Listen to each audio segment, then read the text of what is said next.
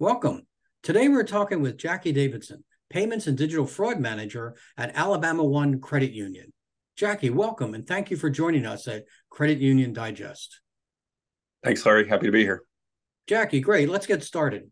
As the Payments and Digital Fraud Manager at Alabama One, what is the scope of your role? Larry, day to day, myself and my team, we monitor all of our debit and credit card portfolio activity. And we do that to maintain, to be on top of fraud trends while also trying to create a great cardholder experience for all of our members. Jackie, thank you. With that as background, what are the topics that you want to learn more about? I would say government legislation in the payment space. Understanding the most current regulations in the industry is good to creating a compliant program. For example, rules governing fraud disputes and error resolution can be quite complicated. Also, new and emerging fraud trends are always a concern for our credit union. We try to stay educated day to day on what's going on in the industry so that we can make sure that we are protecting our credit union from fraud risk. Currently, it seems that card not present / internet fraud is the most problematic. So that's currently what we're working on. Great. Thank you, Jackie.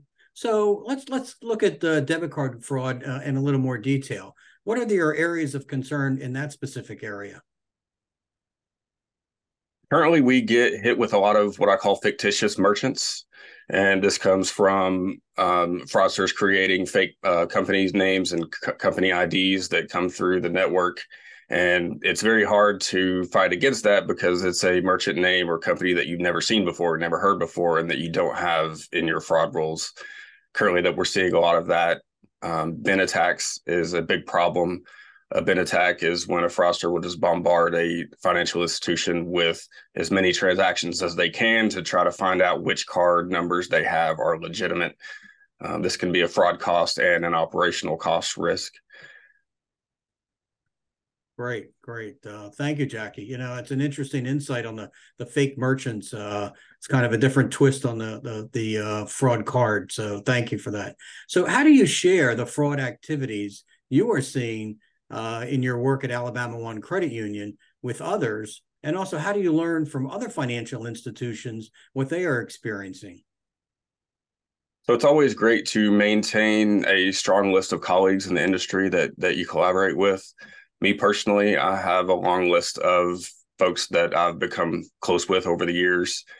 A few years ago, I actually co-founded a website called fraudforum.org that myself and many other fraud professionals from other institutions we go to collaborate and talk about current fraud issues. But even outside of that, email chains with colleagues is always a good way to keep up to date with what's going on in the industry.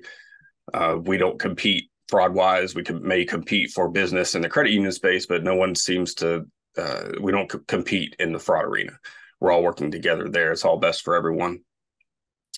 Right. It is a shared risk there on the fraud side. So, Jackie, thank you for spending time with Credit Union Digest and sharing your perspectives on the fraud issues and how you network with other financial institutions to not only increase awareness, but also to ultimately reduce fraud. Again, Jackie, thank you. Thank you, Larry. Great. In closing, thank you for joining Credit Union Digest. If you have additional questions for Jackie, please see the link in his bio.